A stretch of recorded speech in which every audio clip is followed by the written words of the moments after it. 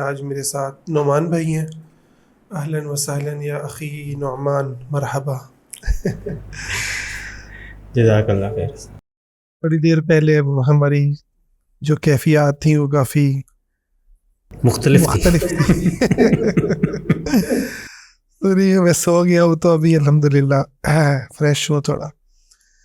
تو آج کا جو ہمارا ٹاپک ہے وہ بیسیکلی تعلق رکھتا ہے کہ اسلام کا ایک بہت ہی عظیم عمل وہ یہ ہے کہ اللہ کے دشمنوں سے دشمنی رکھی جائے اور اللہ کے دوستوں سے دوستی رکھی جائے. تو نبی صلی اللہ علیہ وسلم نے اس کو ایمان کا مضبوط ترین کڑا قرار دیا کہ یہ اللہ تعالیٰ کے لیے دشمنی رکھنا اور محبت رکھنا. اور یہ جو اسلامی معاشرت ہے، اسلام کی جو اجتماعیت ہے، اس کی یہ بنیادی طور پر چیز ہے جو آپ کو مطلب کھڑا کرتی ہے ہر دوسری چیزوں سے توڑ کر، وطن، رنگ، نسل، ہر چیز سے توڑ کر آپ کو ایک اللہ کی بنیاد پر جوڑتی ہے. اچھا، اس میں ایک خاص جو پہلو ہے کہ دشمنی کرنا اللہ کی خاطر، اس کو آج ہم ذرا ڈیٹیل سے دیکھتے ہیں کہ کیونکہ ہر جو عبادت ہے اس کے اندر یہ شرط ہے کہ اس میں نیت آپ کی جو ہے نا وہ صحیح ہوگی تو وہ عبادت قبول ہوگی. اگر آپ ایک کام کر رہے ہیں اور بظاہر وہ بالکل ٹھیک ہے تو اور اس میں نیت اللہ تعالیٰ کی ذات نہیں ہے کہ کوئی اور مقصد ہے، کوئی اور پیچھے ایلیمنٹ ہے، تو پھر آپ کا وہ جو عمل ہے اللہ کے ہاں بھی مردود ہو جاتا ہے اور دنیا میں بھی وہ فساد کا باعث بنتا ہے. تو اس وقت ہم یہ دیکھتے ہیں کہ جو دشمنی کرنے کا جو عمل ہے وہ ہمارا بڑا ڈسٹرب ہے.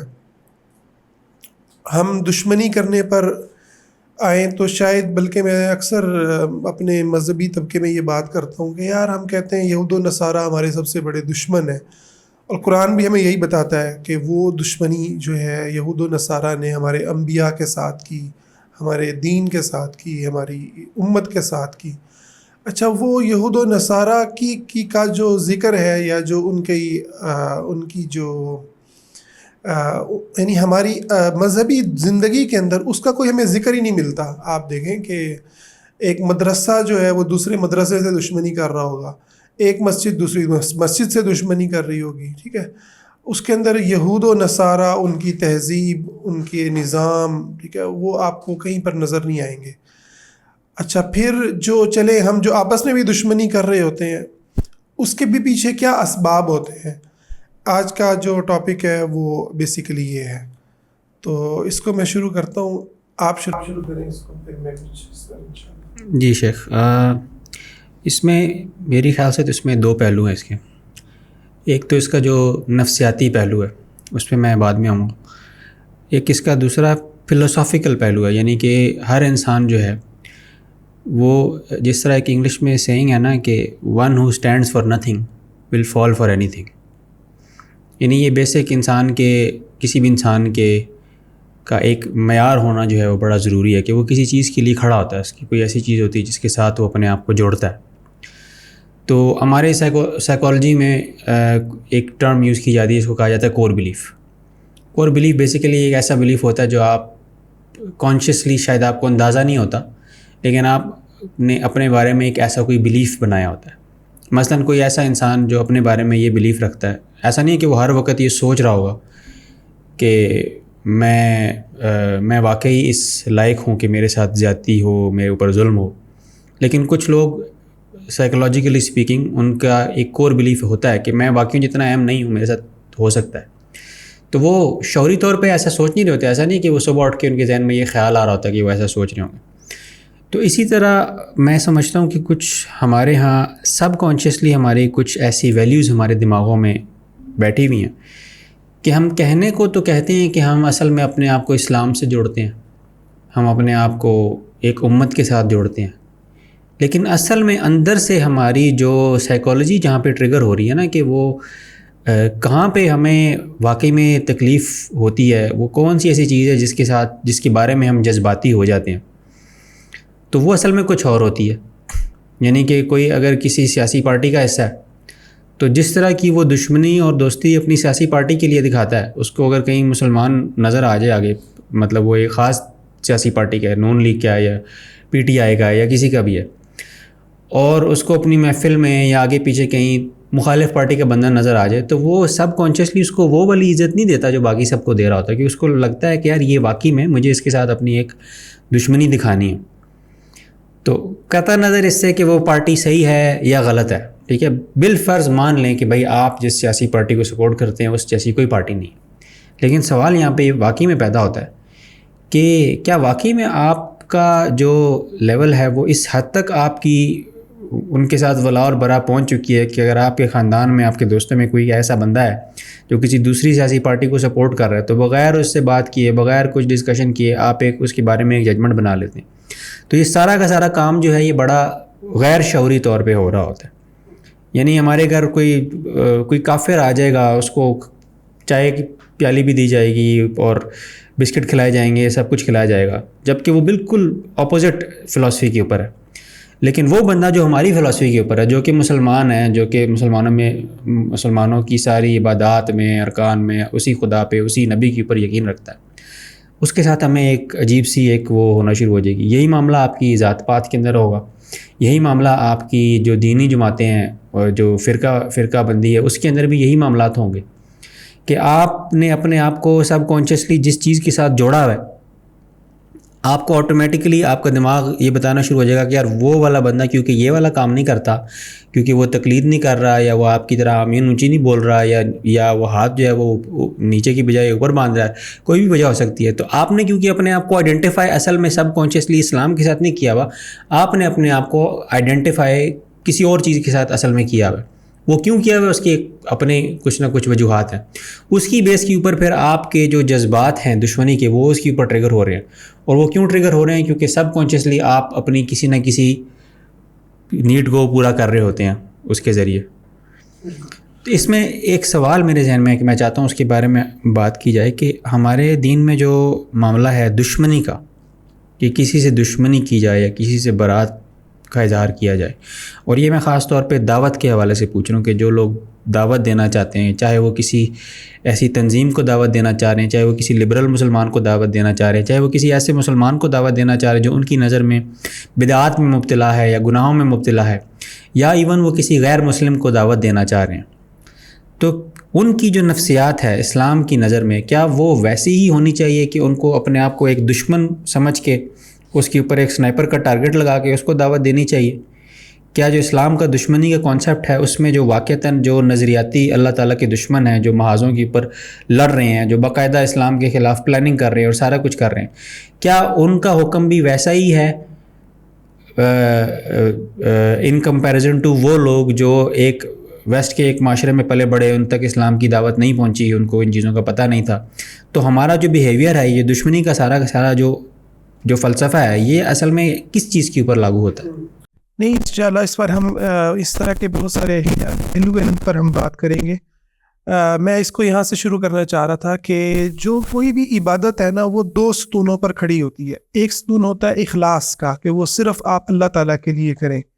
آج کی پوڈ کاسٹ میں ہم اس کو خاصا دیکھیں گے. اچھا، دوسرا جو پہلو ہوتا ہے وہ ہوتا ہے کہ اس میں آپ سنت کے اوپر عمل کر رہے ہیں، ٹھیک ہے، کہ آپ نبی صلی اللہ علیہ وسلم کا جو راستہ ہے، جو اللہ نے بتایا ہے، آپ اس کے مطابق وہ عمل کر رہے ہوں، تب آپ کی وہ یہ دو محنت کے بنیادی طور پر بڑے میدان ہیں، دو بڑی فیلڈز ہیں جس پر ہمیں کام کرنا ہے. جہاں تک یہ بات ہے کہ یہ عقل بھی اس بات کو نہیں مانتی، اور اسلام بھی یہ نہیں کہتا کہ جو میدان جنگ میں آپ سے لڑ رہا ہے کہ اس کا بالکل کچھ اور حکم ہے، اور جو ایک ہمارے دعوت کے مخاطب ہیں ان کا بالکل کچھ اور حکم ہے. لیکن دشمنی بیسیکلی جو ہوتی ہے وہ ہر لیول کے انسان کے ساتھ جو اللہ تعالیٰ کی سے ٹکرار ہے وہ مختلف ہوتی ہے. اور دشمنی کا پایا جانا دعوت کے اندر، اس کے ساتھ نرم دلی اور رحم دلی کا پایا جانا، یہ بیک وقت دونوں چیزوں کا جمع ہونا، یہ آپ کو سیرت میں نظر آئے گا کہ اللہ تعالیٰ اپنے نبی کو یہ بات کرتے ہیں کہ آپ اپنے آپ کو اس غم میں ہلاک کر لیں گے، یہ لوگ مسلمان نہیں ہوتے. فَلَعَلَّكَ بَاخِعٌ نَفْسَكَ عَلَىٰ آثَارِهِمْ إِن لَّمْ يُؤْمِنُوا بِهَٰذَا الْحَدِيثِ أَسَفًا. اور لیکن اسلام کا درد دل جو ہم دیکھتے ہیں سیرت میں، جو جس انداز سے آپ نے قریش مکہ کو دعوت دی. خیر ہم اس بات پر میں رکھنا یہ چاہتا ہوں کہ مسئلہ یہ ہے کہ ایک بچے کے اس کلچر کے اندر اور ہماری سوسائٹی کے اندر جو تعلق بنانے کا جو عمل ہے نا، اور جو دشمنی کرنے کا جو عمل ہے، اس کو ڈسٹرب کر دیا جاتا ہے. یعنی آپ ایک بچے کو جب بچپن کے اندر اس کو آن نہیں کرتے، اس کی صلاحیتوں کو، اس کی اچھائیوں کو، اس کے اندر جو بھی اللہ تعالیٰ نے چیزیں رکھی ہیں، ٹھیک ہے، وہ اس کو تعلق بنانے میں وہ ایک نارمل سٹیج پر نہیں آتا. کہ وہ تعلق کے اندر اس کی جو ریلیشن شپ کی جو بیس ہوتی ہے وہ نارمل نہیں ہوتی، کیونکہ ہم بچپن سے اس چیز سے اسے محروم کرتے ہیں. ٹھیک ہے، جب ہم اس کو کرٹیسائز کرتے ہیں چند لوگوں کے سامنے، جب ہم اس کو بلی کرتے ہیں، ٹھیک ہے، جب ہم اس کی شکل و صورت پر بات کرتے ہیں یا ڈفرینٹ انداز میں، اس کا کنسیپٹ بگڑ جاتا ہے. اچھا، اب ہوتا یہ ہے کہ وہ اس کے اندر جو ہے نا بے چاہت کہ مجھے مانا جائے، مجھے آن کیا جائے، یہ بچپن سے پیدا ہو جاتی ہے. کیا یعنی ایک پہلو تو اس کے اندر یہ بات پیدا ہوتی ہے. اچھا، ساتھ ہی جو دشمنی کا جو پہلو ہوتا ہے وہ آپ دیکھیں کہ بچپن سے وہ بجائے کسی بڑے مقصد سے جوڑا جائے، ٹھیک ہے، یعنی بچپن سے ہی وہ چھوٹی چھوٹی باتوں کے اوپر جو پیرنٹس ہیں یا جو خاندان کے بڑے ہیں وہ اس کو گرو کر رہے ہوتے ہیں. آپ مثال لیں کہ اسکول کے اندر ایک بچہ جو ہے وہ کیوں کس سے دشمنی کر رہا ہوگا، یعنی وہاں پر آپ نمبرز کی بیس پر دیکھیں گے کہ 2 طبقے بنے ہوئے ہیں، ایک ٹیچر کا بڑا لاڈلا ہے. اب وہ دشمنی یہ ضروری نہیں ہے کہ ظاہر ہو رہی ہو، یعنی ایک بچہ اندر سے تو غصے میں پک رہا ہے نا کہ یار ٹیچر اس کو بڑا پیار دے رہا ہے، ٹھیک ہے، اس نے بڑے قریب کیا ہوا ہے اور دوسرے کو اس نے نیچے گرایا ہوا ہے. یا آپ مطلب گھروں میں چلے جائیں تو لڑکی اور لڑکے کا جو فرق ہے، یعنی ایک بھائی بہن کے اوپر جو ہے جس طریقے سے اس کو غالب کیا جاتا ہے، تو یہ ایک نیچرل ہے کہ بہن کے دل میں بھائی کے لیے نفرت کا پیدا ہونا یا جذبات کا پیدا ہونا، ٹھیک ہے، شکووں کا پیدا ہونا، یہ ایک نیچرل چیز ہے. تو اچھا، اس میں مطلب یہ بہت امپورٹنٹ پوائنٹ آپ نے اٹھایا ہے کہ آج کل کا جو ہمارا جو ایون جو حقوق نسواں کی جو بات کی جاتی ہے، عورتوں کے حقوق کی بات کی جاتی ہے، تو اس میں ایک ایلیمنٹ تو چلیں یہ ہو سکتا تھا کہ یار کسی کو کوئی حق نہیں مل رہا اس کا تو اس کا وہ حق دے دیں، ٹھیک ہے، چاہے وہ حق ان کا غلط ہی ہوگا، ان کا کانسیپٹ بھی غلط ہوگا. لیکن ہم یہ دیکھتے ہیں کہ اس کے اندر بھی بہت اس کے اندر ایک بکس بھرا ہوا ہے بیسیکلی دونوں کے اندر نا. عورتوں کے اندر ایک باقاعدہ بکس بھرا جاتا ہے مردوں کی دشمنی میں کہ یار مرد جو ہے وہ اس نے تمہیں برباد کر دیا، اس نے تمہارے ساتھ یہ کر دیا، اس نے تمہارے ساتھ وہ کر دیا. اور پھر مردوں کے اندر بھی اسی طرح کے جذبات جو ہیں وہ عورتوں کے بارے میں آتے ہیں کہ عورتیں جو ہیں وہ اس طرح کی ہیں، اور باقاعدہ اس کو ایک فیول دیا جاتا ہے اس پوری کی پوری چیز کو. اور یہ حقوق کی جنگ سے ہٹ کے یہ اصل میں ایک باقاعدہ دشمنی جو ہے وہ بن جاتی ہے. اور اس کے پیچھے اگر ہم دیکھیں گے تو ٹراماز یہی ہوں گے. آپ اگر حقیقت ہے اس کے پیچھے جا کر کے اس عورت کی ایک سٹوری سنیں جو فیمنسٹ بنی ہوئی ہے، ٹھیک ہے، یا وہ مرد جو مطلب ہے کہ آیتوں حدیثوں کو اپنے حق میں مطلب تلوار کی طرح استعمال کر رہا ہے، عورتوں کو ذلیل کرنے کے لیے استعمال کر رہا ہے. اور بیسکلی یعنی میں اس حدیث کو جب بھی پڑھتا ہوں کہ نبی علیہ الصلوۃ والسلام اپنی وفات کے وقت بھی اور اپنی زندگی میں یہ بات بار بار کہتے رہے کہ تم عورتوں اور یتیموں کے معاملے میں اللہ سے ڈرنا. آپ نے ہمیشہ یعنی ان کے بارے میں اچھائی کی بات کی. تو ان تعلیمات میں اگر کہیں پر کوئی ایسی بات آئی بھی ہے کسی عورت کو سمجھانے کے لیے ان کو ڈرایا گیا، تو آپ دیکھیں گے مرد اس اپنے آپ یعنی وہ بجائے اس کے کہ اس عورت کا سامنا کرے، ٹھیک ہے، یعنی کسی لاجک کی بنیاد پر، ٹھیک ہے، اگر وہ ظلم کر رہا ہے تو وہ اس کے اوپر غور کرے، یار میں غلط تو نہیں کر رہا، ٹھیک ہے. یا اگر وہ کسی چیز سے ہرٹ کر رہا ہے اس عورت کو، بجائے اس کے کہ وہ اس عورت کو بتائے، ٹھیک ہے نا، کہ یار مطلب واقعتاً میں یہاں پہ تمہیں غلط مس یوز کر رہا ہوں اپنے خاندان کے چکر میں، یا مطلب جو بھی میرے اوپر ذمہ داریاں پڑی ہوئی ہیں وہ میں تمہارے اوپر نکال رہا ہوں، شریعت بھی تمہارے اوپر نہیں ڈالتی. وہ کیا کرتا ہے، وہ اپنے آپ کو مذہب کی آڑ میں چھپا لے، ٹھیک ہے، مذہب کی آڑ میں چھپا کے وہ کہتا ہے کہ تم تو مذہب کی دشمن ہو، ٹھیک ہے، تم تو جو ہے وہ اللہ رسول کے ساتھ جنگ کر رہی ہو. شیخ یہ اتنا خطرناک معاملہ ہے کہ میں مبالغہ رائے نہیں کرنا چاہتا، لیکن جس طرح کے حالات اس وقت نظر آ رہے ہیں نا، وہ لگتا ہے ایسے ہے خاص طور پہ ویسٹ پہ کہ جو مرد ہے نا یا جو مردانگی ہے اس کے اوپر ایک انتہائی برا ٹائم آنے والا ہے. یعنی کہ جو کارنامے مردوں نے کیے ہیں پچھلے معاملات میں عورتوں کے ساتھ، اور مطلب اس پہ باقاعدہ بہت زیادہ ڈاکیومنٹیشن ہے کہ یہ جو ایک مطلب بات کی جاتی ہے نا کہ عورتوں کے ساتھ جس طرح کے سلوک ہوتے رہے ہیں، خاص طور پہ ہمارے بر صغیر کے اندر بھی، ابھی ہم اس اسٹیج پر نہیں آئے یہاں پہ تو خیر ابھی بھی مطلب یہ سارے معاملات عورتوں کے ساتھ بہت زیادہ ہو رہے ہیں۔ اس کی وجہ سے جو ایک تو جو اس کا آبجیکٹیو ایلیمنٹ ہے نا کہ اگر اس کو معروضی طور پہ دیکھا جائے کہ ہاں جی یہ والی زیادتی ہوئی اس کو ٹھیک کر دیں، یہ والا معاملہ اس کو ٹھیک کر دیں، اور دوبارہ سے وہ جو اسکیلز ہے ان کو بیلنس کے اندر لایا جائے۔ لیکن تاریخ میں ہمیشہ سے ایسا یہ ہوا ہے کہ جب بھی آپ نے اس طرح کا کوئی ظلم کیا ہے تو اس کا ریئیکشن آیا، اور ریئیکشن اس کا جب بھی آیا نا تو وہ اس کو کبھی بھی بیلنس کے اوپر نہیں لے کر آیا، وہ پھر اس کو ہمیشہ دوسری ایکسٹریم پر لے کر گیا۔ تو اب جو معاملات ہم نے مردوں نے کیے عورتوں کے ساتھ، اس کا ایک باقاعدہ پورا کا پورا ریئیکشن ہم دیکھ رہے ہیں فیمنزم کی صورت میں، اور بھی بڑے ڈفرینٹ آئیڈیالوجیز کی صورت میں جو ویسٹ کے اندر جو ہے وہ سامنے آ رہا ہے۔ اور اس کا جو ہم آبجیکٹیو دیکھ رہے ہیں نا وہ اس میں ظاہر ہے خوش نیت لوگ بھی ہوں گے، لیکن جنرلی وہ یہی ہے کہ یار they are out to get the man, انہوں نے اپنے بڑے بدلے اتارنے ہیں بیسیکلی مردوں کے ساتھ، اور انہوں نے پھر وہ ایسا نہیں ہے کہ عورتیں جو ہیں وہ بندوق لے کے مردوں کو مار رہی ہوں گی، لیکن وہ پوری کی پوری آئیڈیالوجی جو ہے نا وہ اصل میں آپ کی جو مرد کی جو انفلوئنس ہے یا اس کی پاور ہے یا اس کی جو مردانگی ہے نا وہ بیسیکلی اس کو اپنی لپیٹ میں لینے کے چکر میں یہاں پہ آ کے اصل میں آپ بہت بڑی ذمہ داری پڑ جاتی ہے اصل میں عورتوں کے اوپر کہ ہاں بھائی تمہارے ساتھ زیادتی تو ہوئی ہے، تمہارے ساتھ مسائل بھی ہوئے ہیں، سب کچھ ہوا ہے، لیکن اب تم اپنے اس ریئیکشن میں آ کے تم کرتے کیا ہو؟ تم اپنا وہ حق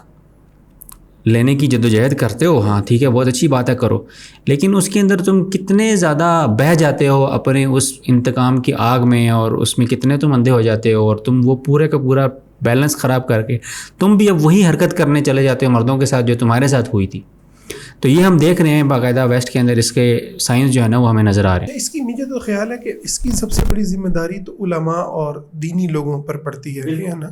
کہ وہ اس سچویشن کو بجائے اس کے کہ صرف ویسٹ کی سازشوں سے جوڑیں۔ ہمارے یہاں نا مطلب ہر چیز کو بس ویسٹ کو گالیاں دینا، اچھا ان کی سازش ہے، بھائی ان کی جو سازش ہے اس کو مطلب گراؤنڈ تو آپ نے دی ہے نا، گراؤنڈ سوسائٹی نے دی ہے، ٹھیک ہے، تو اس گراؤنڈ ریئلٹیز کو نہ دیکھنا یہ مطلب مسئلے کا حل نہیں کرے گا، یہ مسئلے کو حل نہیں کرے گا کہ آپ کہیں یار آیتوں حدیثوں میں تو اس طریقے سے آیا کہ بھائی بات یہ کہ آیتوں حدیثوں پر عمل بھی تو نہیں ہو رہا، اور وہ جو بچیوں کی ان کی مرضی کے خلاف شادیاں ہیں، وراثت میں حصہ نہ دینا، یہ تو ہماری سوسائٹی کا نارمل ایشو ہے۔ اور پھر بچپن سے جو ٹراماز شروع ہوتے ہیں، ٹھیک ہے، کس طریقے سے لڑکے کو لڑکی پر حاوی کرنے کا جو پورا عمل کھڑا ہوتا ہے، تو خیر یہ ایک پہلو تھا۔ اچھا اسی طرح سے آپ دیکھیں، ہم پھر واپس اسی کے میں لانا چاہوں گا کہ دشمنی کا جو کانسیپٹ ہے نا وہ بچپن سے وہ ڈسٹرب مطلب کیا جاتا ہے۔ اس میں ایک پہلو یہ ہے کہ ایک دشمنی تو یہ پیدا ہو گئی بھائی بہن کی، کہیں پر نمبرز کی گیمز کی ہو گئی، کہیں پر کوئی امیر ہے کوئی غریب ہے، ٹھیک ہے، اب اس امیر جو فیملی میں جو امیر ممبر ہے اس کو پروٹوکول مل رہا ہے، اس کے بچے کو مل رہا ہے، کوئی گورا ہے اس کے بچوں کو اور اس فیملی کو بہت زیادہ اٹھایا جا رہا ہے۔ اچھا کوئی ویسٹ میں رہ کر آ گیا ہے تو اس کو تو اتنا سر پہ اٹھاتے رہے ہیں کہ ہمارا کلچر کے پتہ نہیں یار یہ کیا چیز ہے، ٹھیک ہے، اور اگر کوئی دیہات کا ہے تو اس کے ساتھ بالکل ایک اور معاملہ ہے۔ اچھا اسی طریقے سے پھر دشمنی کا جو اگلا مرحلہ آتا ہے وہ آپ دیکھیں وہ پھر فیملی کے اندر ہی شروع ہوتی ہے، یعنی آپ پھر ایک لیول تو یہ، پھر اس سے اگلے لیول میں آپ جب گھر سے باہر نکلتے ہیں تو آپ کو دشمن پھپھو یہ وہ مطلب آپ کو پھر خاندان کی دشمنی نظر آئے گی۔ اب ایک ایسا دماغ جو اتنی مطلب جس نے چھوٹے لیول کے اوپر دشمنی کرنا سیکھا ہے، ماں باپ نے اس کو اسی لیول کی دشمنی کرنا سکھایا ہے، وہ جب مسجد میں جائے گا تو اس نے پھر مسجد کے نمازیوں سے دشمنی کرنی ہے، یا بہت کرے گا تو ساتھ والی مسجد سے دشمنی کر لے گا، وہ اگر کسی مدرسے میں جائے گا تو وہاں پر بھی یہی حرکتیں کرے گا، وہ کسی کالج میں جائے گا، آپ دیکھ لیں کہ یعنی اوور آل پوری قوم کی یہ حالت ہے۔ یعنی آپ کا کہنے کا مطلب یہ ہے کہ دشمنی کرنے کو بچپن سے ایک بہت آسان اور بڑا چھوٹا سا عمل بنا دیا جاتا ہے کہ یار کسی سے بھی کر لو، یعنی اس کے لیے کسی بڑے مقصد کی ضرورت نہیں ہے، تم دل کر رہا ہے تو آج تم چاچے سے دشمنی کر لو، آج تم اپنے بھائی سے، بچپن سے اس کو بیسیکلی یہ ٹریننگ مل رہی ہے کہ یار دشمنی کرنا کوئی اتنی بڑی بات نہیں ہے، چھوٹی سی چیز ملے گی تجھے تو بس شروع ہو جائے۔ اس کے جائے۔ بھی اسباب ہوتے ہیں، جیسے آپ دیکھیں نا کہ جب ہم باؤنڈریز نہیں لگاتے بڑے، ٹھیک ہے نا، وہ ظلم کو ماں الاؤ کر رہی ہے کہ اس کو جو بھی سنا دے، ٹھیک ہے، تو اس صورت میں پھر یہ نفرت اور یہ جو مطلب ہے تکلیف وہ تو آتی ہے، اور وہ تکلیف وہ ساری اپنے بچوں پہ نکالتے ہیں، ٹھیک ہے، اپنے بچوں کی ٹریننگ کر رہے ہوتے ہیں. تو خیر یہ تو ایک الگ بات ہے کہ بجائے اس کی وہ تھراپی لیں، وہ اپنے مسائل کو سمجھیں، وہ باؤنڈریز لگائیں، وہ ایک ہیلدی لائف گزاریں، ٹھیک ہے، بجائے اس کے کہ جی یہ کہ گھر کے اندر سب نے رہنا ہے مرنا ہے جو بھی ہے، وہ اب یہیں پہ لڑائی مرائی ہوگی اور یہیں پہ محبت ہوگی، وہ یعنی الگ الگ رہائش کے اندر تھوڑا الگ ہو جائیں، ٹھیک ہے. مسائل کو حل نہیں کرتے اور ہم پکتے ہیں اور پکاتے ہیں اپنے بچوں کو، اور نتیجہ یہ نکلتا ہے کہ دشمنی کرنے کا جو عمل ہے وہ ڈسٹرب ہو جاتا ہے. اب یہ جو بچہ جب بڑا ہو کر مذہب کے اندر آتا ہے نا، تو اس کی پھر دشمنی یہود و نصارہ تو خالی بس زبان پہ ہوتے ہیں کہ ہاں جی یہود و نصارہ ہمارے دشمن ہیں. اب وہ اہل حدیث ہے تو اس کی دشمنی حنفی کے ساتھ ہے، حنفی ہے تو اس کی دشمنی غیر مقلد کے ساتھ ہے. اچھا پھر اہل حدیث ہے تو اس کی دشمنی اہل حدیث کے بھی اپنے فرقے کے ساتھ ہے. میں اکثر اس بات کو اپنے حلقے میں بیٹھ کے بات کرتا ہوں کہ جو جماعت الدعوہ کا ہے مثال ہے، وہ مرکزی جمعیت سے انسیکیور ہے، ٹھیک ہے، وہ اس کے اندر کبھی بھی نہیں چاہے گا کہ یار. اچھا اس کی کیا یہ وجہ بھی ہو سکتی ہے کہ وہ ایک دشمنی نکالنے کا ایزی ٹارگٹ ہے؟ یعنی اسرائیل کا یہودی تو اتنا دور ہے نا، اس کو تو میں کیا کروں، اسے تو میں مناظرے بھی نہیں کر سکتا، اس کو میں ذلیل بھی نہیں کر سکتا، وہ تو بیچارہ 7 سمندر پار بیٹھا ہوا ہے ادھر. لیکن ادھر جو ہے اس کو تو میں جو ہے رگڑ کے اور اس کی جو ہے نا اس کے ساتھ مناظرے کر کے، اس کو الزام بازی کر کے، آگے پیچھے اس کی غیبتیں کر کے، تو میں اس کا پورا مزہ لے سکتا ہوں اس دشمنی کا. میرا خیال ہے کہ اصل میں ہم جب اپنوں کے ساتھ بچپن سے لڑنے کے عادی ہوتے ہیں نا، تو ہمارے اندر پھر نا بہت گھٹیا قسم کی نا صفات بھی پیدا ہو جاتی ہیں. بڑے کام کرنے کے ہمت سے ہم محروم ہو جاتے ہیں. ورنہ حقیقت تو یہ ہے کہ اسرائیل سے دشمنی آپ اپنے ملک میں بیٹھ کے کر سکتے ہیں، ٹھیک ہے نا. آپ ان کی کمپنیز کے ساتھ، آپ ان کی فکر کے ساتھ، آپ ان کے نظام کے ساتھ جو ان ملکوں کے اندر قائم ہے، ٹھیک ہے، آپ ان کی معیشت کے ساتھ، یعنی آپ ہر چیز کو آپ پہچان کر آپ ان کے ساتھ دشمنی کر سکتے ہیں. لیکن اس کے لیے پھر بڑا دماغ چاہیے نا، اور بڑا دل چاہیے. اس کے لیے پھر آپ کو ساتھ والی مسجد کو پھر یعنی پھر آپ کا تعلق امت کے ساتھ مضبوط ہونا چاہیے. یہی تو میں سمجھتا ہوں کہ سید مودودی کی آئیڈیالوجی میں اور اس خطے کے جو باقی علماء ہیں، ٹھیک ہے، سب علماء نہیں لیکن موسٹلی جو یہاں پر بیانیہ چل رہا تھا، جو یہاں پر ویژن چل رہا تھا، وہ اس کے ساتھ فرق یہی ہے. سید مودودی نے اس لیول کی آپ کو دشمنی سکھائی ہے کہ یار تم اپنے دشمن کو تو پہچانو، ٹھیک ہے، جو آ کے نبی صلی اللہ علیہ وسلم نے بتایا، جو اسلام نے بتایا. یہاں پر کیا ہے کہ یہاں پر فرقوں کی لڑائیاں ہیں، مسلکوں کی لڑائیاں ہیں، چھوٹی چھوٹی چیزوں کے اوپر آپ ایک دوسرے کے ساتھ لڑ رہے ہیں. تو آپ بیسیکلی وہ بڑا پن لوز کر دیتے ہیں. یعنی ایک بندہ جو اپنے خاندان میں لڑ رہا ہوگا، اب آپ اس سے کیا تصور کریں گے، اس نے کون سا بڑا کام کرنا ہے. اچھا یہ جو لوگ ہیں نا، یہ اپنے آپ کو اپنے اندر بہت بڑا سمجھ رہے ہوتے ہیں. یعنی اگر کسی نے آپ کے ساتھ آمین اونچا بولنے پہ یا کسی بھی تقلید کرنے کے اوپر یا ایسی کسی چیز کے اوپر دشمنی پالی ہوئی ہے آپ کے ساتھ، تو ہم یہ تو دیکھ لیں گے کہ اچھا جی یہ اختلافی مسائل ہیں، اور ہمارے جتنے بھی ائمہ تھے اور سلف صالحین تھے وہ ان کے لیے یہ چیزیں اتنی امپورٹنٹ نہیں تھیں، ٹھیک ہے. لیکن انہوں نے باقاعدہ وہ کچھ 2-4 روایات لے کے کچھ کر کے اپنے لیے یہ مسئلہ واقعی میں اتنا بڑا بنایا ہوا ہے، اور وہ اس مسئلے کو بڑا بنا کر اس کے اوپر ایک پوری کی پوری فضا کھڑی کر کے اپنے آپ کو بہت بڑا وہ سمجھ رہے ہیں کہ یار یہ تو میں بڑا کمال کا کام کر رہا ہوں، اور وہ اپنے آپ کو ایک بہت بڑی جدوجہد کے ساتھ ریلیٹ بھی کر رہے ہیں. اس کی کیا وجہ ہے؟ دیکھیے میں سمجھتا ہوں کہ یہ بھی آپ اگر چائلڈ ٹراما کے اندر ہم جائیں گے نا، تو ہمیں بڑا ایک عجیب چیز نظر آئے گی. جب بہنیں بھائیوں سے لڑتی ہیں نا، تو بہنوں کا ایک گروپ وجود پاتا ہے نا، وہ آپس میں بیٹھ کے بات کر رہی ہوں گی. جب ہم اپنے کزن سے لڑتے ہیں نا، تو ایک زبردست قسم کی محبت اور تعلق پیدا ہوتا ہے آپ کے اپنے بہن بھائیوں کے ساتھ. اپنے گھر کے اندر آپ بیٹھ کے باتیں کر رہے ہوں گے، یار وہ لوگ یوں کر رہے ہیں، وہ لوگ یوں کر رہے ہیں، ٹھیک ہے، وہ پوری آپ کی جو ہے نا وہ گیم چل رہی ہوگی. اسی طرح سے آپ بڑھتے جائیں، یعنی اس کے اندر ایک مزہ، ایک تعلق، ایک آپ کو اپنائیت ملتی ہے. اچھا جب آپ مذہب میں آتے ہیں نا اور مذہبی یہ سارا معاملہ کھڑا ہوتا ہے، تو آپ دیکھیں کہ لوگ پھر پیسہ دیتے ہیں، لوگ پھر نعرے مارتے ہیں، لوگ اس پورے عمل کو کھڑا کرتے ہیں، ٹھیک ہے. کچھ لوگ اس کے اندر بڑا ان کا بلا نام ہوتا ہے کہ یار فلاں تو ماشاءاللہ مسلک اہل حدیث کے یا مسلک دیوبند کے جو ہے نا، مطلب میں نے یہ پراپر نعرے یہاں پر ایک اور سوال کھڑا ہوتا ہے کہ وہ جو پیسہ دیتے ہیں، اب وہ تو کوئی مبلغ نہیں ہے، کوئی وائز تو نہیں ہے اس آئیڈیالوجی کے، وہ تو ایک عام بندہ ہے، ٹھیک ہے، وہ ہو سکتا ہے کوئی یہاں پہ کوئی پراپرٹی ڈیلر ہو، کوئی بزنس مین ہو، ٹھیک ہے، تو وہ یہ کام کیوں کر رہے ہیں؟ وہ ان کو اصل میں مذہب کا یہی تعارف کروایا نا ان کو، جب وہ مسجد میں آتا ہے تو اس کو جب یعنی آیتیں تو یہی پڑھ رہے ہیں غیر المغضوب علیہم ولا الضالین، لیکن مولوی صاحب ترجمہ اس کا جو ہے نا وہ نہیں بتا رہے نا، اور عمل سے اگر ترجمہ بتا بھی رہے ہیں عمل سے تو یہی بتا رہے ہیں کہ یار اصل کے اندر جو آدمی فاتحہ نماز میں نہیں پڑھتا اس کی نماز نہیں ہوتی، اور جب اس کی نماز نہیں ہوتی تو اس کے پیچھے بھی نماز نہیں ہوتی، ٹھیک ہے، اور یہ جو پاؤں سے پاؤں نہیں ملا کے کھڑے ہوئے یا رفع الیدین نہیں کر رہے، اچھا ایون باقاعدہ مولوی اپنے مخالف کی جو دلیل ہے اس کو چھپاتے ہیں اور اس بات کو بھی چھپاتے ہیں، مطلب میں اس پہ انشاءاللہ ہم پوری ایک کمپین چلانے والے ہیں کہ جو فقہی مذاہب ہیں، جو اسکول آف تھاٹس ہیں، مطلب امت کے اندر جو 1400-1500 سال سے رہے ہیں، یعنی بڑے درد کی بات ہے، آپ دیکھ لیں کہ ان کو اب ایسے شو کر دیا گیا کہ یار یہ تو سارے کے سارے نا بڑے کوئی غلط قسم کے ادارے ہیں، بڑے غلط قسم کی سوچیں ہیں، اور غلط اس قرآن اور حدیث کے خلاف کوئی کھڑے ہوئے محاذ ہیں، ٹھیک ہے۔ تو بیسیکلی یہ بڑی چھوٹی سوچ ہے جو مطلب یہاں پر پائی جاتی ہے۔ آپ اگر عرب دنیا میں چلے جائیں،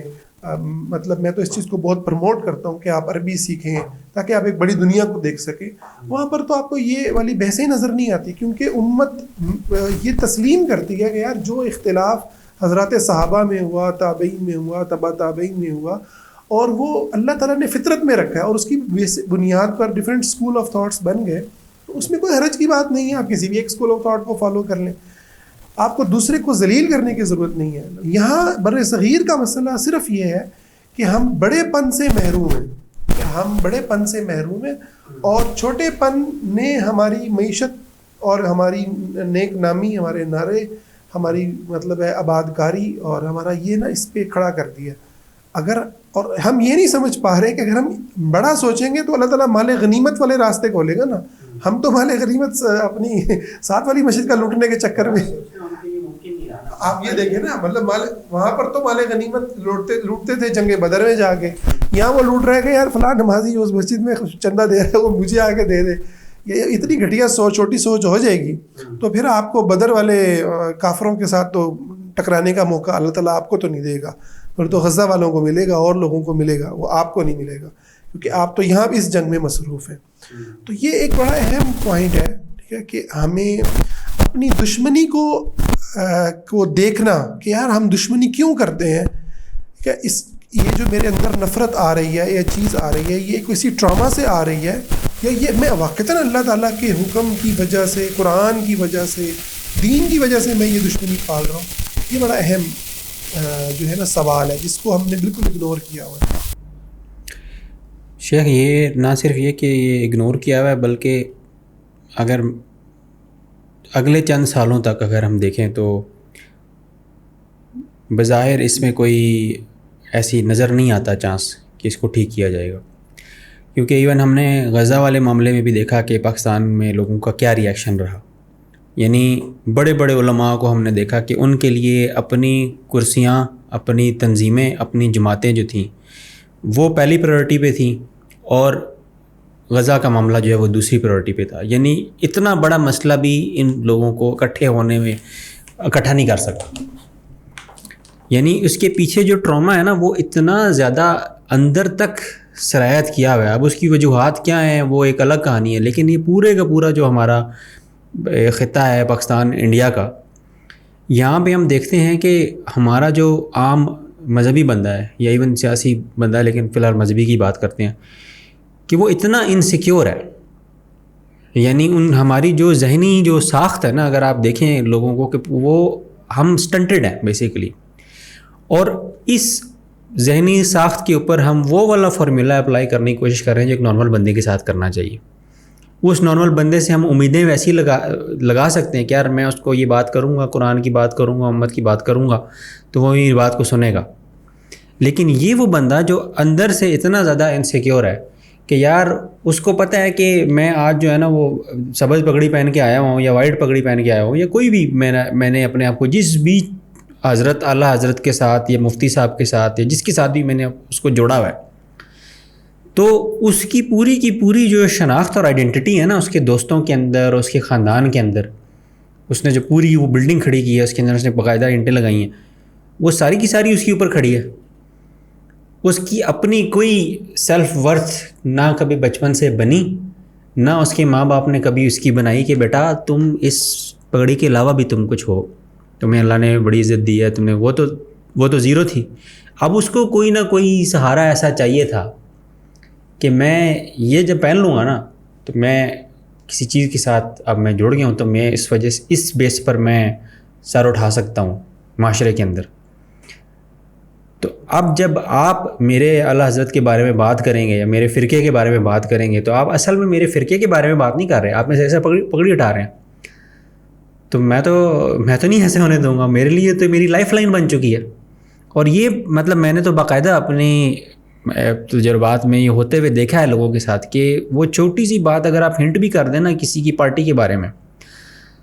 تو انہوں نے اپنے آپ کو نفسیاتی طور پہ اتنا زیادہ اس کے ساتھ وہ جڑا ہوا ہوتا ہے کہ وہ واقعی میں ان کے لیے زندگی موت کا مسئلہ بن جاتا ہے. اور بڑے بڑے میچور لوگ، بڑے بڑے ایجوکیٹڈ قسم کے لوگ، چاہے وہ دنیاوی طور پہ ایجوکیٹڈ ہیں، مذہبی طور پہ ایجوکیٹڈ ہیں، جن سے آپ کو یہ امید نہیں ہوگی کہ یار اس لیول کی جاہلیت کے اوپر وہ اتر آئیں گے کہ وہ اپنے سامنے والا جو مسلمان ہے اس کے ساتھ بیٹھ کے انہوں نے شاید کوئی بڑا کام کرنا ہوگا، وہ اسی کے ساتھ دست و گریبان ہو جائیں گے، اس کو پڑھ جائیں گے. کیونکہ اس کے کسی بزرگ کے بارے میں آپ نے کوئی ایسی بات کر دی. تو یہ جو انسیکیورٹی والا معاملہ ہے نا، اب مسئلہ یہ ہے کہ اس کو لیکچر دے کے ٹھیک نہیں کیا جا سکتا. یعنی زخم جو ہے نا، آپ کو زخم لگا ہوا ہے، آپ ایک زخم کو جتنے مرضی لیکچر دے لیں تو وہ ٹھیک نہیں ہوگا. اس کو وہ سارے انگریڈینٹس چاہیے، اس کو وہ سارا کا سارا پروسیس چاہیے، اس کو سارا کا سارا وقت چاہیے. اور جب آپ ایک کمیونٹی کی بیس پہ یا پوری قوم کی بیس پہ چلے جاتے ہیں کہ یار اس قوم کو کیا کیا بیماریاں لگ چکی ہیں، تو پھر ہمیں اپنی جو دعوت ہے اور اپنی جو توقعات ہیں اور اپنی پوری کی پوری جو اسٹریٹجی ہے نا وہ اس کے حساب سے کرنی پڑے گی. ورنہ وہی بات ہے کہ ہم ایک دیوار کے اندر جو ہے وہ سر مارتے رہیں گے. مجھے اس میں بلکہ خطرہ یہ ہے، اور بلکہ جو سامنے بھی آ رہا ہے، کہ اب جو نئی نسل ہے نا وہ یعنی اس بوجھ کو نا خاص طور پر مطلب مذہب کی بنیاد پر جو دشمنی ہے وہ اس کو اب کلی طور پر نا ایز اے ہول وہ کہتی ہے کہ یار وہ کہہ رہی ہے کہ اس کو بالکل ریجیکٹ کر دو. ٹھیک ہے، وہ اس پہ رسول صلی اللہ علیہ وسلم کی حدیث ہے باقاعدہ کہ تم بنی اسرائیل کے راستے پہ چلو گے. اور بنی اسرائیل کا جو راستہ ہے اس کے اندر ہم نے یہ سٹیج دیکھی ہے کہ وہ اس سٹیج پر آئے ہیں کہ انہوں نے ایونچولی آ کے وہ والا ریاکشن میں آ کے، کیونکہ انہوں نے بھی یہی حرکتیں کی اپنے زمانے میں، اس حرکت کے ریاکشن میں پھر لوگوں نے جو ہے وہ مذہب سے بغاوت ہو گئی. یہ اللہ کا شکر ہے کہ اب ہمارا دین محفوظ ہے، اور میں اس کا شکر ادا کرتا ہوں اللہ کا کہ ہمارے بہت سارے علماء جو علماء حق ہیں، مطلب آپ دیکھیں سعودیہ کی جیلوں میں بھرے ہوئے، مصر کی جیلوں میں، مطلب غزہ آپ دیکھ لیں، خاص طور پر عرب کے اندر جو میچورٹی لیول ہے. ٹھیک ہے، اسی طرح یہاں اس خطے کے اندر بھی بہت سارے ایسے لوگ ہیں جو شکر ہے کہ وہ کچھ نہ کچھ اسلام کی اس بات کو زندہ رکھے ہوئے ہیں. اگرچہ کہ بر صغیر کے اندر جو مائک ہے نا وہ ایسے لوگوں کے ہاتھ میں ہے جو فرقہ واریت پھیلانے میں زیادہ آگے ہیں. ٹھیک ہے، لیکن ویسے اس میں ایک بات ہے کہ اسرائیل سے میں جو بات آپ کر رہے تھے نا، یہ ایک بڑا پازیٹیو ایک چیز ہے کہ ہمارا بالکل ابھی چینج نہیں ہو گیا، تو اصلاح کا امکان جو ہے نا وہ موجود ہے. اس میں ایک چیز ایڈ کرنا چاہوں گا کہ آپ نے کہا نا کہ مائک جو ہے وہ ایسے لوگوں کے ہاتھ میں ہے. میرے خیال سے مائک ان کے ہاتھوں سے چھن چکا ہے. مائک اب ان کے یعنی جو رسپیکٹ تھی نا لوگوں کے اندر، خاص طور پہ تھنکنگ لوگوں کے اندر جو علماء کے لیے ایک رسپیکٹ تھی، انفارچونیٹلی وہ ان کچھ ایسے لوگوں کی وجہ سے، اور میں 100% یہ کہہ سکتا ہوں کہ ان علماء کو بھی یہ بات محسوس ہو رہی ہوگی کہ بھائی اب ہمارا وہ والا معاملہ نہیں رہا. تو اس بات پہ واقعی میں سنجیدگی سے سوچنا چاہیے. باقاعدہ ایک ڈبیٹ ہے کہ اب آگے اسلام کی جو گاڑی آگے چلنی ہے، جو سفر آگے چلنا ہے، اس کا جو اسٹیئرنگ وہیل ہے وہ کس کے ہاتھ میں ہوگا. وہ اگر ان کے ہاتھ سے نکل رہا ہے، کیا وہ نکل تو نہیں جائے گا؟ ٹھیک ہے، اور اگر وہ نکل جائے گا تو وہ پھر کس کے ہاتھ میں آئے گا؟ بالکل. اور اس میں دیکھیں جو میں نے بات کی نا کہ دو پہلو، ایک تو یہ اخلاص کا نا، اس میں ہمیں یعنی ایک بہت بڑا حصہ میں سمجھتا ہوں کہ چائلڈہڈ ٹراما اور سائیکولوجیکلی جتنے بھی ایشوز ہیں اس پہ دینا چاہیے. علماء کو ساتھ بٹھانا چاہیے، سائیکالوجسٹ کو سوسائٹی کے وہ جو ماہرین ہیں جو بچے کی گروتھ کو پچھلے 40 سال سے 50 سال سے گرو کرنے والے بچے کے اوپر ایک پوری ریسرچ رکھتے ہیں کہ یار اس کو کیا کیا ایب نارملٹیز کا سامنا ہوا ہے اور وہ کیوں اس طرف گیا، اور اس میں اپنی اصلاح بھی ان کو کرنی چاہیے. میں اس میں خاص طور پر نام لوں گا سر سلمان آصف صدیقی صاحب کا، اور میں یہ بھی بڑا قابل تعریف سمجھتا ہوں کہ جامعۃ الرشید اور بہت سارے ایسے دینی ہمارے مدارس انہیں باقاعدہ انوائٹ کرتے ہیں اور وہاں باقاعدہ کورسز کرواتے ہیں. یہ بڑی خوبصورت ایک جو ہے نا وہ ایک بات ہے، کیونکہ ہمیں ہمیشہ منفیت کو نہیں پروموٹ کرنا، جو اچھی چیز ہے وہ بھی الحمدللہ. تو دوسری جو چیز ہے وہ ہے سنت کی پیروی، ٹھیک ہے نا. سنت کی جو پیروی ہے کہ آپ یہ دیکھیں کہ دشمنی کا ہتھیار کون ہے. ہمارے استاد تھے، وہ بڑی خوبصورت بات کیا کرتے تھے، میں اس کو ذکر کروں گا، اللہ تعالیٰ ان کی درجات ان کے بلند کرے. وہ کہتے تھے کہ دنیا جو ہے نا وہ 2 حصوں میں تقسیم ہوتی ہے، ایک اہل وحی ہے اور ایک اہل فلسفہ ہے، ٹھیک ہے نا. یعنی آپ کی پہلی جو تقسیم ہے وہ تو یہ ہے کہ بھئی آپ اہل وحی ہیں یا پھر آپ اہل فلسفہ ہیں جو عقل کو ہی کل مانتے ہیں، ٹھیک ہے، اللہ کی آسمان سے اتری ہوئی کسی وحی کو ہی نہیں مانتے. اچھا، دنیا کے اندر جو غالب نظام ہے وہ سارے کا سارا اہل فلسفہ کے پاس ہے. یعنی آپ کی یونیورسٹیز، آپ کے سارے یہ ادارے، آپ کی پارلیمنٹس، آپ کے قوانین، وہ اس وقت جو ہیں اہل فلسفہ کے پاس ہیں، جو انسانوں کی رائے کو، جمہور کی رائے کو، جو انسانی خواہشات کو جو ہے نا وہ سورس آف لا مانتے ہیں، اس کی بنیاد پر وہ صحیح اور غلط کا تعین کرتے ہیں. ٹھیک ہے، دنیا پر حکومت ان کی ہے، سارا میڈیا ان کے ہاتھ کے اندر ہے، ڈرامے، فلمیں، سب کے سب وہ اہل وحی نہیں بنا رہے. یعنی نہ عیسائیت کی اس میں تعلیم آ رہی ہے، نہ یہودیت کی تعلیم ہے، نہ اسلام کی تعلیم ہے. تو یہ اتنا بڑا ایک طبقہ ہے جو آپ کے ساتھ مطلب ہے نبرد آزما ہے اور دنیا کے اندر غالب ہے. پھر آپ اہل وحی کے اندر آتے ہیں تو پھر 2 حصے تقسیم ہوتے ہیں. ایک جو وحی یعنی جو تبدیل شدہ وحی اس کو مانتے ہیں، ٹھیک ہے، منسوخ شدہ وحی کو مانتے ہیں، اور ایک جو حق وحی ہے اس کو مانتے ہیں، اہل قرآن اور پھر اہل کتاب. یہ بہت بڑی ایک مطلب ہے اللہ تعالیٰ نے تقسیم بیان کی ہے، اور پھر ان کی پوری جنگ ہے، ٹھیک ہے. اور جو آج بھی ہم غزہ میں دیکھ رہے ہیں، ٹھیک ہے نا، یہودیت مطلب ہے تورات پڑھ کر وہ میدان میں اتر رہے ہیں. یہی کام انہوں نے یہاں پر کیا، وہ اپنی انجیل پڑھ کر کے لڑنے کے لیے افغانستان میں اترے، اور کروسڈ وار کا باقاعدہ اس نے بش نے اس کا اعلان کیا. اگرچہ کہ یہ ساری چیزوں سے وہ جان لیتے ہیں، اصل میں تو وہ مذہب کو مطلب ہے چھوڑ چکے. پھر آپ جا کر آتے ہیں اسلام کے نام لینے والوں میں بھی جو شرک اور کفر کے لیول کو پہنچے ہوئے، ٹھیک ہے نا، خاص کر کے جن کی تکفیر پر امت کا اجماع ہو گیا، جیسے قادیانی ہے، ٹھیک ہے نا، ان کو امت جمع ہے اس بات پر کہ وہ مسلمان نہیں ہے. ان سے آپ کی دشمنی کا ایک لیول ہونا چاہیے. پھر اس کے نیچے آتے ہیں اہل بدعت، ٹھیک ہے نا، جن کے اندر بدعات ہیں. پھر بدعات میں بھی بعض عقائدی بدعات ہیں، بعض عملی بدعات ہیں. پھر کہیں جا کر آتے ہیں اہل سنت، ٹھیک ہے نا، کہ جن کے پھر آگے یہ 4 معروف 5 مذاہب بنتے ہیں، حنفی، شافعی، مالکی، حنبلی. اب آپ سوچیں کہ یار آپ کی دشمنی یعنی نہ اہل فلسفہ کے ساتھ ہے، آپ کو کوئی لینا دینا اس چیز سے ٹینشن نہیں ہے، میرا بچہ یونیورسٹی جا رہا ہے یا میرا بچہ اس میڈیا کو یوز کر رہا ہے، ٹھیک ہے نا، آپ کو پریشانی نہیں ہوتی. ہاں، حنفی مسجد میں جا رہا ہے یا حنفی والوں کا کہیں پہ حدیث کی مسجد میں جا رہا ہے، اس کو ٹینشن بڑھ جاتی ہے کہ یار یہ کیا ہو رہا ہے. تو آپ دشمنی کے کس لیول پر، آپ کو کہاں پہ دشمنی نکالنی تھی اور آپ کہاں پہ کھڑے ہوئے ہیں. اچھا، اس میں ہو سکتا ہے وہ آپ سے نا مناظرہ کریں گے، ڈبیٹ باقاعدہ کریں گے، اور یہ بات کہنا یہاں پہ بہت ضروری ہے کہ ان کے دماغ میں ہوتا ہے کہ یار میں کسی طرح سے نا یہ ثابت کر دوں کہ یار میں صحیح ہوں، یہ غلط ہے، سمجھیں.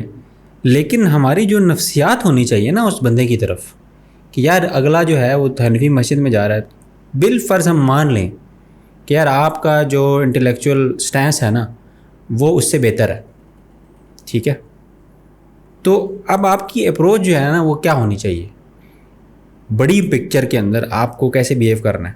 ٹھیک ہے. آپ بڑی پکچر کو دیکھ نہیں رہے،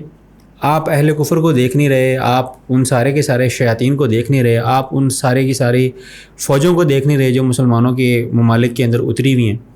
ٹھیک ہے، جو ہماری عزتیں لوٹ رہے ہیں، بچوں کو مار رہے ہیں، سارے معاملات کر رہے ہیں. آپ نے یہ تو ڈیسائیڈ کر لیا، اور آپ نے کتابیں پڑھ کے اور سارے ریفرنسز کی کراس ریفرنسنگ کر کے ڈیسائیڈ کر لیا کہ یار میں صحیح ہوں، یہ غلط ہے. تو بھائی غلط ہے، اب آپ نے کیا کرنا ہے، آپ کو کیا کوئی تعلیم نہیں دی گئی تھی کہ یار امت کے بندے، امت کا جو حصہ ہے اس کے ساتھ آپ نے کیسے چلنا ہے، امت کے پرسپیکٹیو میں آپ نے لوگوں کو عذر کیسے دینا ہے، ان کو دعوت کیسے دینی ہے، ان کے ساتھ آپ کا جو تعامل ہے وہ کیسا ہونا چاہیے، وہ ساری کی ساری تعلیمات جو ہیں وہ تو گئیں ڈسٹ بن کے اندر. اور آپ کیونکہ صحیح ہیں کہ یار میں نے جو ہے نا، میں پولیٹیکلی کیونکہ کریکٹ ہوں، تو اس لیے مجھے لائسنس مل گیا کہ یار میں اپنا سارا فوکس یہاں پہ ساری زندگی لگا کے ان کو بیٹھ کے دھوتا رہوں. بالکل. اچھا، اس کو ہم کلوز کریں گے اس بات پر کہ پھر دوبارہ میں چاہوں گا کہ ہم اس کے اوپر کام کریں. ہم نے تو ایک بات ہے جو رکھی ہے، بیسیکلی اس کو سوچنے کی ضرورت ہے. یعنی یہ میرا خیال ہے بات کرنے سے زیادہ سوچنے کی ضرورت ہے کہ یار ہم اپنے بچپن میں کس کس ٹراما سے گزرتے ہیں اور اس کے نتیجے میں ہمارے کون کون سے پیٹرنز جو ہیں نا وہ بنے ہیں. آپ کو صرف بتانا یہ چاہتے ہیں ہم کہ آپ کے پیٹرنز آپ کے مذہب اور دین کی بنیادی تک چیزوں تک کو جا کر کے ڈسٹرب کرتے ہیں. ٹھیک ہے، دشمنی کرنا، دوستی کرنا، اس جیسے جو بڑے بڑے دین کے ستون ہیں ان تک کو ہلا دیتے ہیں، کرپٹ کر دیتے ہیں. تو ضرورت ہے کہ اس کے اوپر سوسائٹی میں بات ہو، اس پر ہم بات کریں، اس پر ہم علماء سے بھی بات کریں، آپس میں بھی بات چیت کریں، اپنے زخموں پہ مرہم رکھیں. اس کے لیے ہمیں ٹریٹمنٹ کرنا ہے، ہمیں اپنا علاج کرنا ہے، تھراپی لینی ہے. اس کے لیے جو بھی راستے ہیں ہمارے پاس، جو بھی اویلیبل راستے ہیں، ان کو ہم اپنائیں. انشاءاللہ اگر ہم ایسے سوچنا شروع کر دیں گے تو کوئی دور نہیں ہے کہ ہم بہت جلد اس سچویشن سے نکل آئیں گے. اس میں ایک بہت ایک جو ہے نا پریکٹیکل بات کروں گا، وہ یہ کہ جب بھی ایسی کوئی آپ کی مذہبی جذبہ آپ کا جاگے نا، جس سے آپ کو لگے کہ یار میں اس بندے کے ساتھ مجھے ڈیبیٹ کر کے یا اس پورے عمل کے اندر شامل ہو کے مجھے جو ایک چیز جو ملتی ہے، ٹھیک ہے، مجھے وہ جو کک ملتی ہے، یہ جو بھی ملتا ہے، یا مجھے کیوں یہ کرنے کی ڈرائیو میرے اندر کہاں سے آ رہی ہے. تو اس میں چاہوں گا کہ اس بات کے اوپر غور کریں، کیونکہ زیادہ تر ان سارے مذہبی جذبات کے پیچھے اصل میں مذہب سے کوئی لینا دینا نہیں.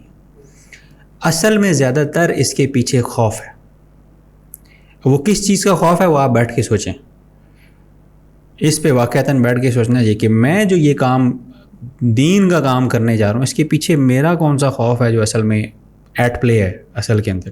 یہ اصل بیسیکلی جو چابی ہے جس سے یہ مسئلہ حل ہو. باقی یقیناً اللہ کے لیے دشمنی حق ہے اور دین کی بہت بڑی بنیاد ہے. اور جیسے میں نے ذکر کیا کہ وہ اس دشمنی کے حقدار کون لوگ ہیں، ہمیں ان کو پہچاننا ہے اور ہمیں سیکھنا ہے. اور اس کے لیے پریکٹیکلی جیسے آپ نے بات کی، میں بھی یہ کہتا ہوں کہ ہمیں اردو دنیا سے نہ نکلنا چاہیے، ہمیں عربی سیکھنے کی طرف آنا چاہیے تاکہ ہم بڑے پیمانے پر امت کو دیکھ سکیں. اور خاص کر کے میں کہوں گا سید مودودی کو ہم ضرور پڑھیں، اپنی نسلوں کو ضرور پڑھائیں تاکہ ہم فرقہ وارانہ ذہن سے نکل کے امت کے تصور کو دیکھنے کے قابل ہو سکیں. ایون ویسٹ کے اندر بھی ہم دیکھ رہے ہیں کہ یہ معاملات نہیں ہیں جیسے کہ یہاں پہ ہے نا. ویسٹ کے اندر بھی بہت سارے ایسے علماء موجود ہیں، ان کی مساجد موجود ہیں، ان کی باقاعدہ وہاں پہ سوسائٹیز ہیں، کمیونٹیز ہیں، لیکن ان کو یہ بیماری جو ہے وہ نہیں لگی جس لیول کی یہاں پہ جو سارے معمول. اگر اچھا بالفرض اگر کسی کے در وہاں پہ ہے بھی نا، تو وہ وہی ہے ان لوگوں کی ہے جو یہاں سے اٹھ کے وہاں پہ گئے ہیں. تو اس کے اوپر ہمیں سوچنا چاہیے کہ یار انٹرنیشنل جو پورا کا پورا جو مسلم ورلڈ ہے، آپ کی گلوبل ولیج بن چکا ہے، تو آپ کی دنیا جو ہے نا وہ اب آپ کے گاؤں تک یا آپ کے شہر تک یا آپ کی جماعت تک موجود نہیں. اب تو آپ اوپنلی مطلب امت کے اندر ہر امت کا واقعہ آپ اپنے سامنے ہوتا ہوا دیکھ رہے ہیں. تو وہ کسی وجہ سے ہوتا ہوا دیکھ رہے ہیں نا. آپ یہ تو نہیں کر سکتے کہ یار اللہ نے مجھے دکھا بھی دیا، مجھے اس دنیا میں پیدا بھی کر دیا، لیکن میں نے اپنے آپ کو ادھر ہی بٹھا کے رکھنا ہے. تو جب آپ اس کو دیکھیں گے، ان سارے علماء کو دیکھیں گے، بہت سارے ایسے لوگ ہیں جو یہاں پہ بیٹھ کے ایسے شیوخ کے ساتھ کنیکٹڈ ہیں، جو امریکہ میں بیٹھے ہیں، جو کہ عمان میں بیٹھے ہیں، موراکو میں بیٹھے ہیں. تو یہ سارے کے سارے راستے جو ہیں یہ لوگوں کے پاس کھلے ہوئے ہیں اب. تو آپ ہمیں اپنے جو بھی خیالات ہیں، جو بھی رائے ہے، اس کو ضرور اس کا اظہار کریں. یوٹیوب پر آپ کمنٹس کریں، اسی طرح ہمارے جو واٹس ایپ گروپس ہیں ان کو جوائن کریں. جزاکم اللہ خیر. آپ سے ملتے ہیں نیکسٹ ملاقات میں. السلام علیکم.